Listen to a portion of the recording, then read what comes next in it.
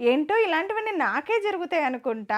Afternoon మా ఆయన office నుండి కాల్ చేసాడు. మన ఇంటి లొకేషన్ పెట్టమ్మా, మా ఫ్రెండ్ ఫ్యామిలీ వస్తున్నారు. నేను కూడా బయలుదేరుతున్నా అని. అప్పుడు టైం 1:00 అయింది. ఆ మాట వినగానే నాకు కరెంట్ షాక్ కొట్టినంత పనయింది. ఎందుకంటే నా పరిస్థితి అలా ఉంది. ఇల్లు నీట్‌గా ఉన్నప్పుడు ఎవ్వరు రారు. నా కర్మగాలి నేను ఎప్పుడు నిద్ర లేట్‌గా లెగుస్తానో, ఎక్కడ పనులు అక్కడ ఆగిపోతాయి. ఆ రోజే మా ఇంటికి ఎవరో ఒకళ్ళు వస్తారు. రాత్రి పడ్డ వర్షానికి మత్తు ఇంజెక్షన్ ఇచ్చినట్లు కనురెప్పలు వాచిపోయేంత వరకు నిద్రపోయా. పొద్దున పూట ఏ పనైనా ఆపుకుంటాను కానీ వంట పని మాత్రం ఆపుకోనండి. ఎందుకంటే వంట పని అయిపోయిందనుకోండి సగం పని అయిపోయినట్లే. రోజు బుధవారం నాకు స్పెషల్ డే. ఇల్లు తుడిచి, బాత్రూమ్‌లు కడిగి, తలస్నానం చేసి, బెడ్ షీట్స్ మార్చి మామూలు పని పెట్టుకోను. అంత పని ఉంటది. రోజు ఎంత బద్ధకంగా ఉందంటే రాత్రి వర్షం పడటం, లేట్‌గా నిద్ర లేవటం నా బద్ధకానికి కారణం ఇవే. ఈ బద్ధకం వల్ల పనులన్నీ స్లోగా చేస్తున్నా ఎక్కడ పనులు అక్కడ ఆగిపోయినాయి. ఆయన చేసిన ఫోన్‌తో పీటీ ఉషా అయిపోయా. పనులన్నీ కంప్లీట్ చేశా. కనీసం అన్నం కూడా తినలే. అందుకే గిన్నెలో అన్నం పెట్టుకొని స్పూన్‌తో తింటూ బెడ్ షీట్స్ వేసా. దేవుని దగ్గర పచ్చకర్పూరం వేసా. ఇల్లంతా ఫ్రెష్‌గా ఉండాలని. ఓ అరగంటలో వస్తారని కాల్ చేశారు. ఎప్పుడొచ్చినా పర్వాలే పనంతా అయిపోయిందని ఇంటిని చూస్తూ మురిసిపోయి ఎదురు చూస్తున్నా. రావటం అయింది. నా దెబ్బకి వెళ్ళటం అవుతుంది. వచ్చిన వాళ్ళకి టీ ఇచ్చి హాట్ స్వీట్స్ పెట్టా. మరి ఫుడ్ ఏం చేయాలని మా ఆయన్ని అడిగితే